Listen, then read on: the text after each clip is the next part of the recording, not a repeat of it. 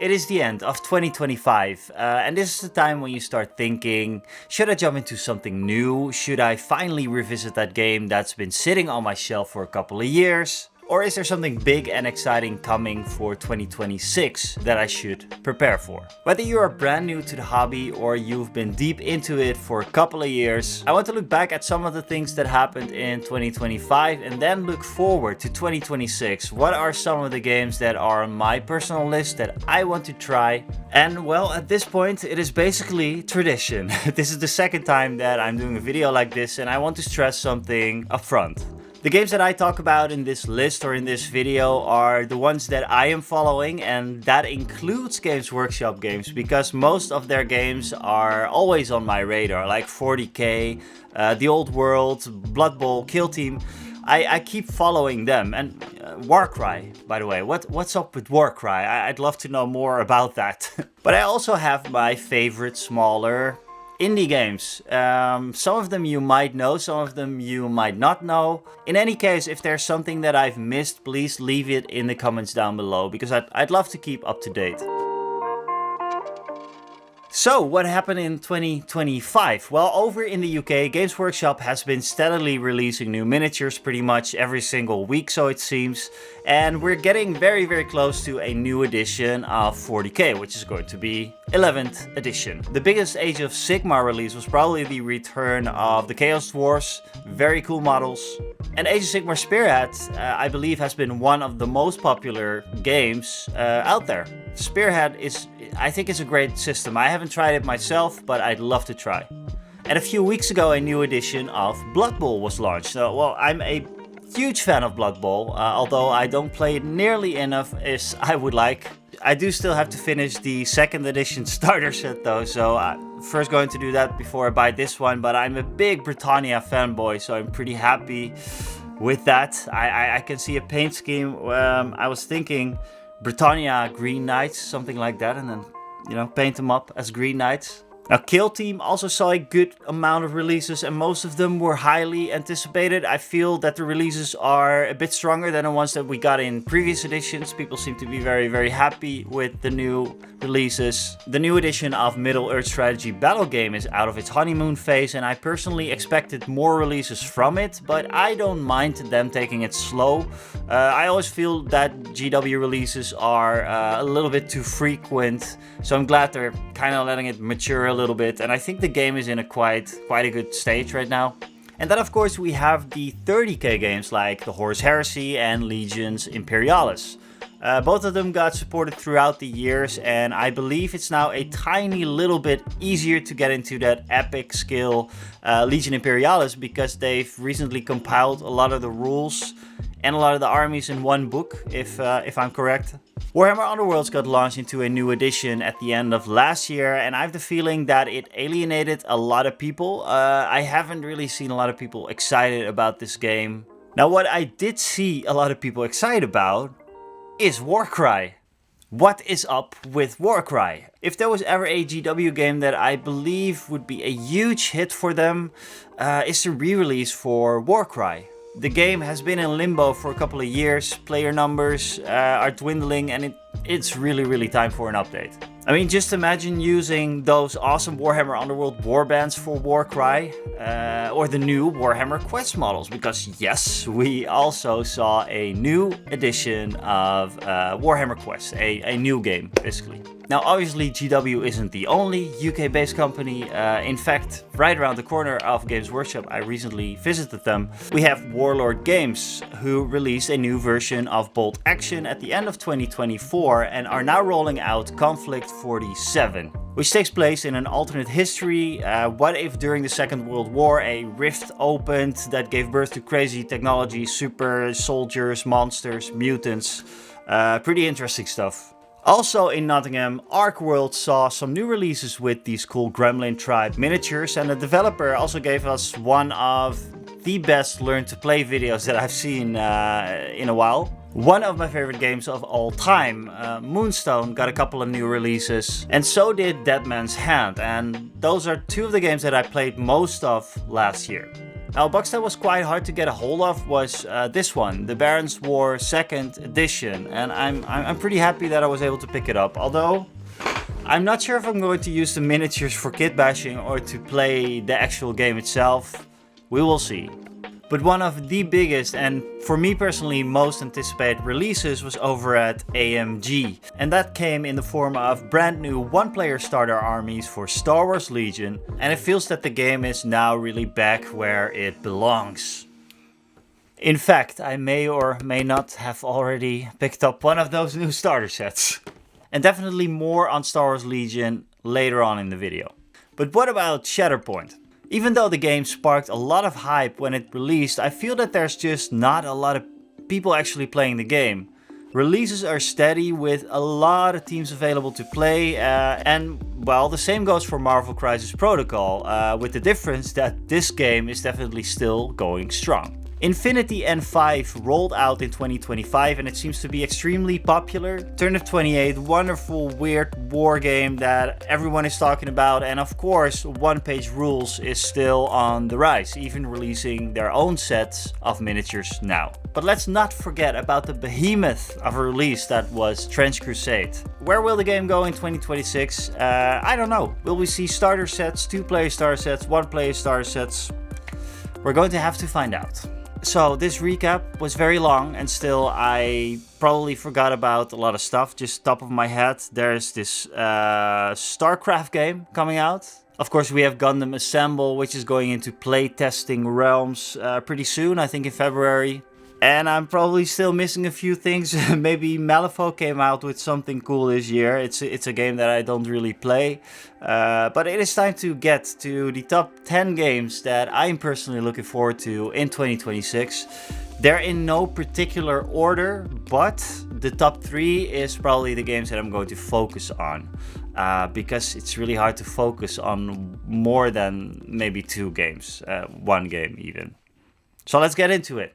Number 10, Warhammer 40k. I might as well repeat what I said last year because it's still true. 40k requires too much headspace, too much keeping up with updates, and it will swallow everything. Time and money. Time that can be put in games that I actually enjoy. So why is it still on the list? It is because I still have my hopes for the game. This year will be the release of 11th edition, probably around the summer. And as always, that is the time when I start thinking about getting back into it again. Do they streamline rules? Will we finally see alternating activations in the game? Probably not, but hey, someone can hope. Will playing Adeptus Mechanicus finally be manageable for me? In general, it is always just an exciting time to know that there's a new edition of Warhammer 40k coming out, at least for me, because I want to see where the game goes.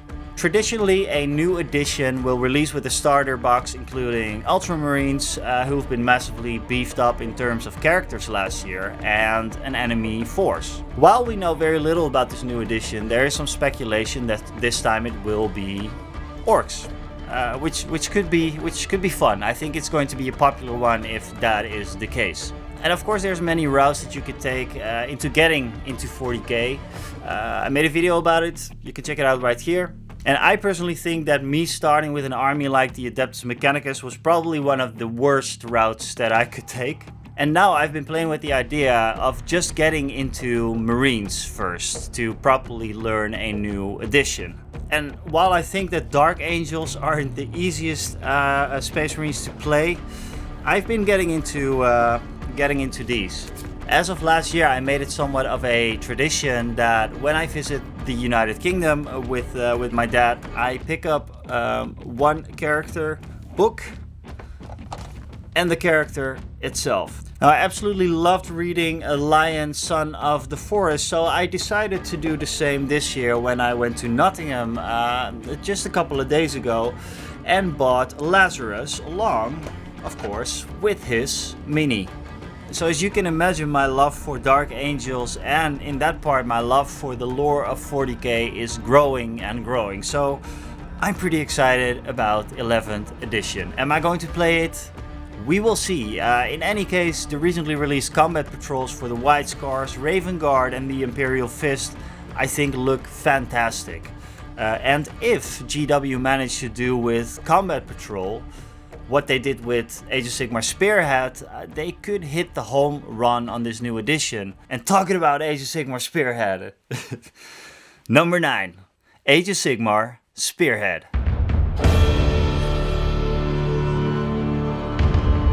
I think everyone was positively surprised about the Spearhead mode in Age of Sigmar. Spearhead is a game mode for Age of Sigmar designed to get new players into the full game. What GW managed to build was a simple rule set with quite balanced forces to give us a pretty simple, no-nonsense, quick gameplay experience. Or so I've heard. I haven't played it before. It's perfect for people who don't have the time to spend up to an entire day on a game. I do also really like how small the board for this game is. I think it's about the same size as Kill Team, or exactly the same size as Kill Team, so it can be set up pretty much anywhere. But that board size does leave me with a little concern that the games can feel quite cramped. But then again, I haven't played it, so I haven't experienced this. The thing that really attracts me to Spearhead is that I can pick up a box, whichever one of the factions that I like, and play my friend's box. And I've been eyeballing several Spearheads this way. Chances are that I will pick up a Nighthaunt Spearhead this year. Yeah, I've been looking at that for a very, very long time. Number 8, Battletech.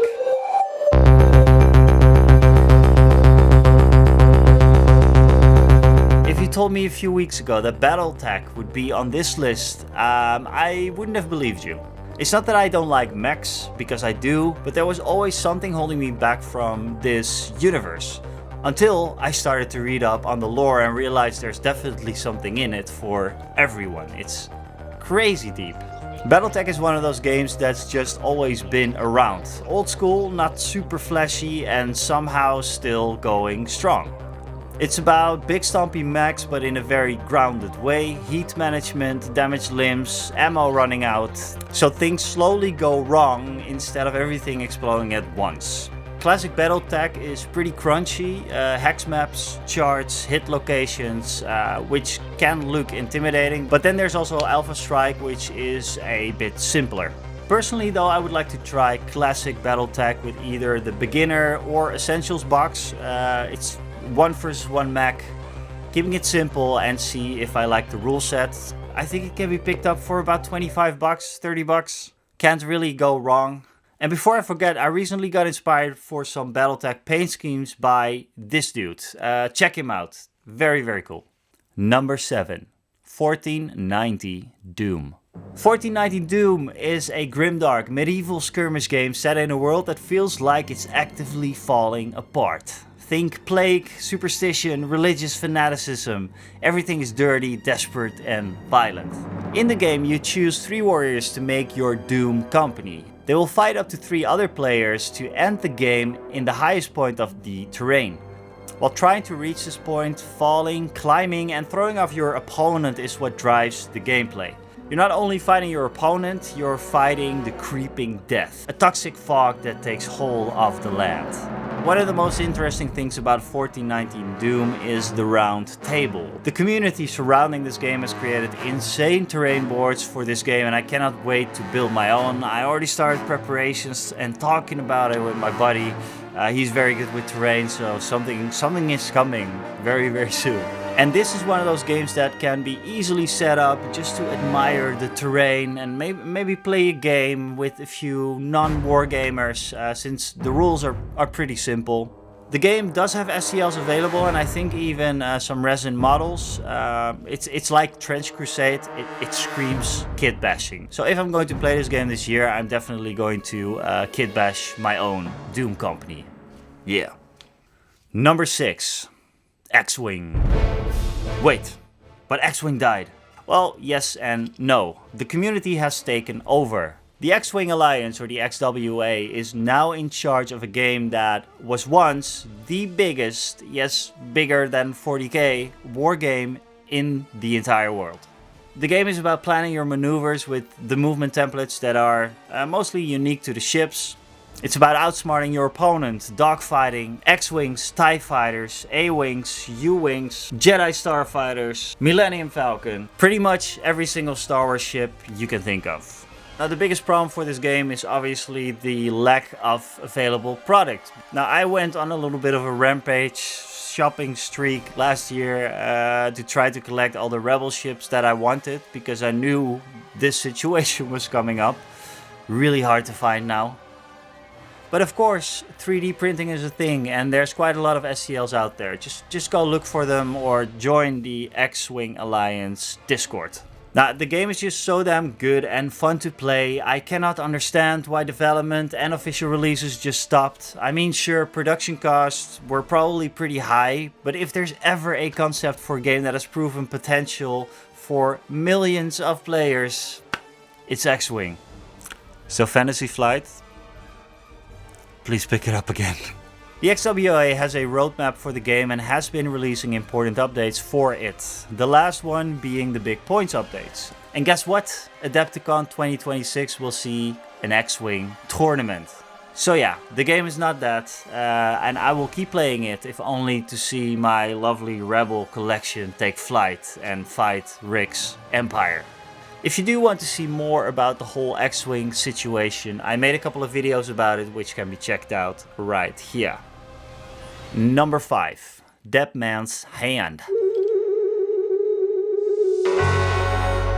Dead Man's Hand is a fantastic miniature skirmish game set in the Old West. The rules are really easy to understand and in my opinion this Redux starter set is the best 2-player starter set out there. You get everything that you need, including some really good Western terrain. I made a video about the best miniature gaming 2-player starter sets out there, and Dead Man's Hand was on top. The video can be checked out right there. What I love about Dead Man's Hand is how the system manages everything to feel logical. When you move twice, you get 2 move markers, making you a target that is harder to shoot since you're moving. In return though, it will be more difficult for you to get a proper shot off as well. Most of this system is built around modifier tables, so you count all the minuses and pluses for having moved, for being shot at, and what weapon you're using, then roll the dice and determine what happens. You could outright kill an enemy, you could miss, you could be out of ammo instantly, needing to reload during the next action. Initiative is determined through a card deck, which also contains some special rules that you can use during the game. And those special rules make for really heroic and epic actions when you need them the most. The game is super fast and full of action and probably one of the most engaging gaming experience that I've had so far. I love this game and a full review is still in the making. I know, I promised it a while ago. And that actually seems to be a good segue to talk about the future of this channel a little bit. Although we got to the 5,000 subscribers, 2025 wasn't the year that I wanted it to be for the channel. I lost some of the consistency that I had in 2024 due to the fact that I spent a lot of time traveling for work.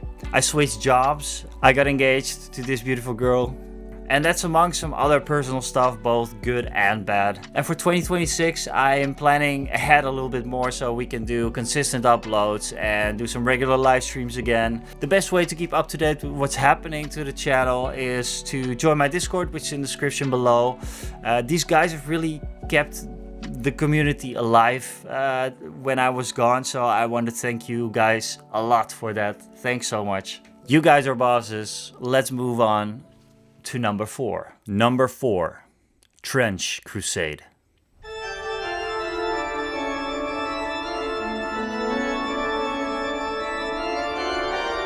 Like mentioned before, Trench Crusade took the tabletop wargaming community by storm in 2024, having launched one of the most successful miniature Kickstarting campaigns yet.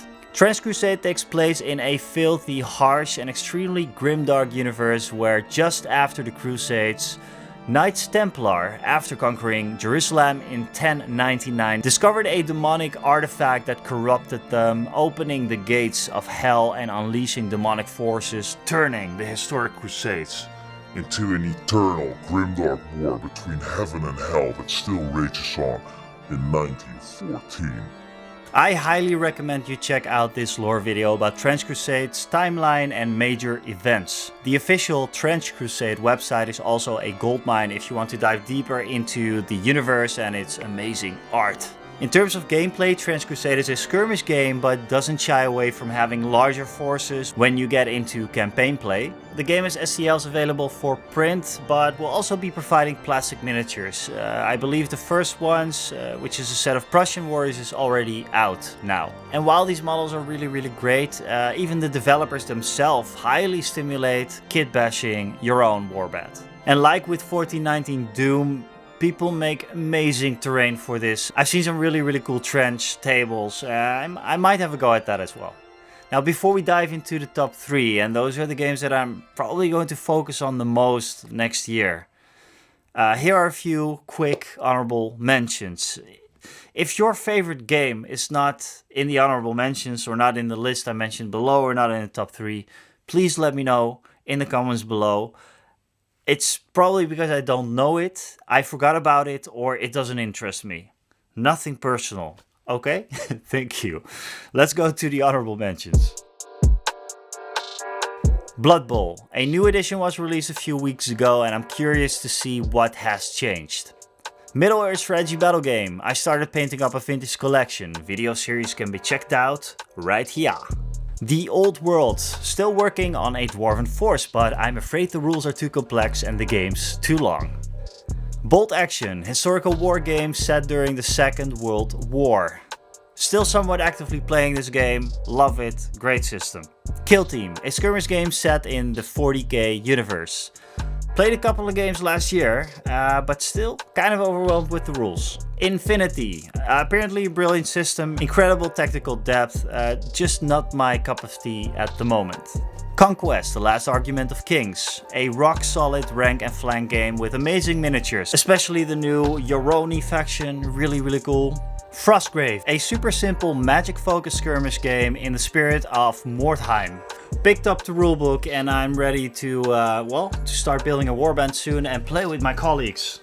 Bushido, Japanese style skirmish game, looks really cool. One-page rules, probably going to try it out this year. Baron's War, if I'm going to find someone to play this game with, I'd love to. Discourse War, I know very little about this game other than the fact that the miniatures look really cool. Don't know how it plays, but yeah, maybe. Halo Flashpoint, which I totally forgot to mention in everything that happened in 2025, was a pretty big release. A lot of people seem to enjoy it. I'm not a big Halo guy, so probably won't be playing it. Guards of Trader's Toll. This game looks very cool, especially the art style, the aesthetics of the game, art direction. Spot on with this one. The script for this video took such a long time to make, partly because last year's video on the subject sparked quite a bit of stir in the comment section. I wanted to do it properly this year. In the end, while finishing the script, I realized I still cannot please everyone. Some games just aren't my cup of tea for whatever reason that might be. And as much as I'd like to play a game like, for example, Turnip 28, I personally don't know anyone who plays the game, so it's really hard for me to get into it. So yeah, this personal top 10 is also based on whatever the people around me are playing or my community is playing, or maybe even solo games, and that brings me to the number 3 of this list. Number 3, Arkworld. I pick up one Arkworld miniature every time that I visit my local game store. They're usually metal, which I seem to enjoy a lot, and that's because Arkworld is a game that looks really cool. Some of the most characterful miniatures in the entire hobby. Whether it's a human, a dragon, a halfling, a gnome, or a troll, you instantly recognize, okay, that's warped miniatures. A cohesive world shaped by that sculpting style is something that I really appreciate. At its core, Arkworld is a fantasy skirmish game that combines a simple rule set with the freedom to perform massive cinematic moments as long as everybody agrees. The game does this in the form of narrative feats, where the players agree on how difficult it is to actually perform a certain action. For example, in this great how-to video, the creator shows how a wizard can cast a spell to knock over a tree onto a forest troll.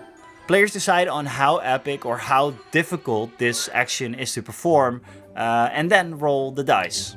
Ark World, like some of the games that I talked about before, is not so much about who wins the game, but the stories you'll remember for years to come afterwards. And honestly, for me, that is what tabletop gaming is all about.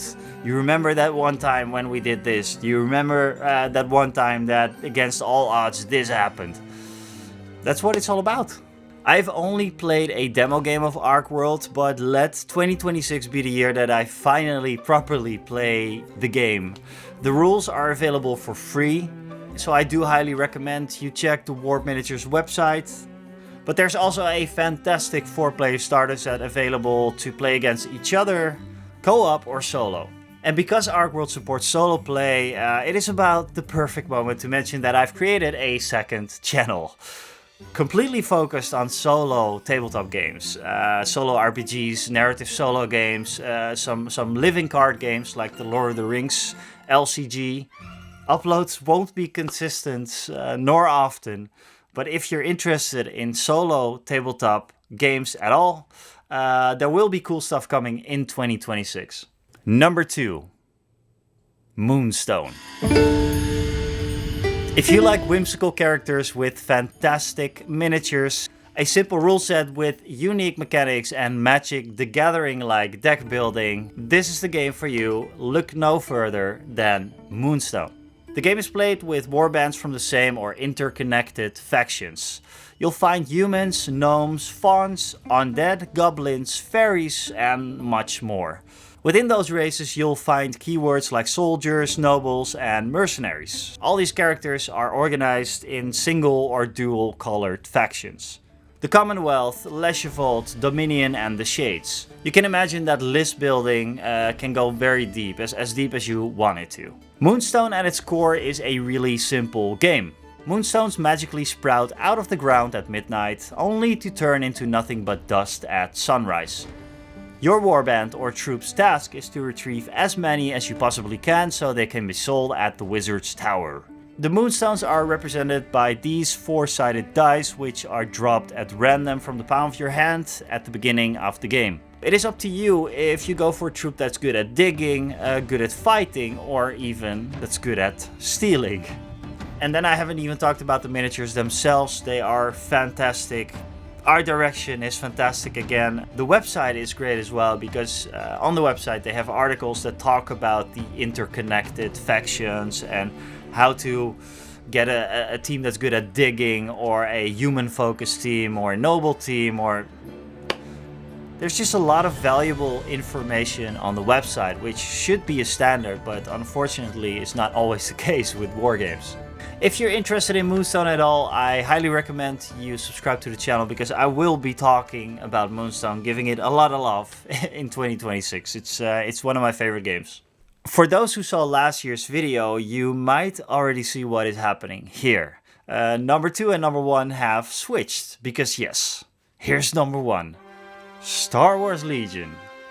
Star Wars Legion is a miniatures game set in the Star Wars universe, fielding everything from massive units of B-1 battle droids to powerful heroes like Luke Skywalker, Vader, Obi-Wan, Anakin, and General Grievous. Not to mention the amazing vehicles that are available, like this AT-ST, which, yes, Chewbacca is in it. Remember this scene? Well, there's an actual Ewok army, including a rampaging AT-ST Chewbacca. You'll have to be a Star Wars fan to play this. Or, well, it helps a lot, but honestly the rules are just really solid. It's using alternating activations, there's command cards which are both extremely cinematic and can turn the tide of the game. There is set movement tools, so there's no discussion about that either. It is a great system that is well supported and actually got a complete overhaul in 2024. And Star Wars Legion is probably in the best place that it has ever been. New starter sets were just released and I decided to go for a completely new army. I will document every step along the way, and starting in January a new video series on Star Wars Legion will be released on a monthly basis right here on this channel. Subscribe if you want to follow along. Well, that's it. That's it for 2025 and for this extremely long video. I hope you enjoyed it. If you did, consider subscribing, maybe leaving a comment with the games that you are looking forward to. Subscribing to the channel helps a lot. Joining Discord is a lot of fun. The link is down below. And before I go, I just wanted to thank all of you for your continued support. Watching my videos, commenting, all that jazz. Like mentioned, we'll be back stronger and more consistent for 2026. For now, happy holidays, happy new year, and I will see you guys later.